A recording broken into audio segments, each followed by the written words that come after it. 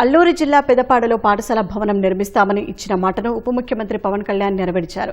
17,50,000 వ్యయంతో నిర్మించిన నూతన భవనం అందుబాటులోకి వచ్చినట్లు పవన్ కళ్యాణ్ వెల్లడించారు. గత ఏడాది ఏప్రిల్ 7న అల్లూరి జిల్లాలో పవన్ అడవి తల్లి బాట కార్యక్రమంలో పాల్గొన్నారు.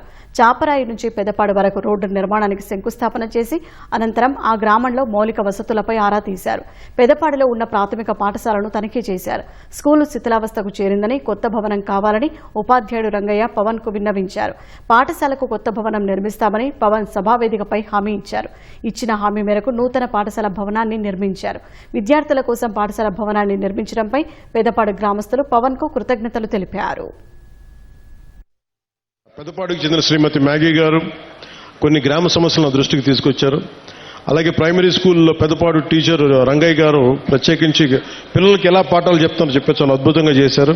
అలాగే వర్షాలు పడుతున్న సమయంలో మాకు స్కూల్కి నీళ్లు గారిపోతున్నాయి. వెంటనే అతి సమీపంలోనే అంటే వెంటనే 12 పనులు అడిగారు. ఆ 12 పనులని మంజూరు చేశాం.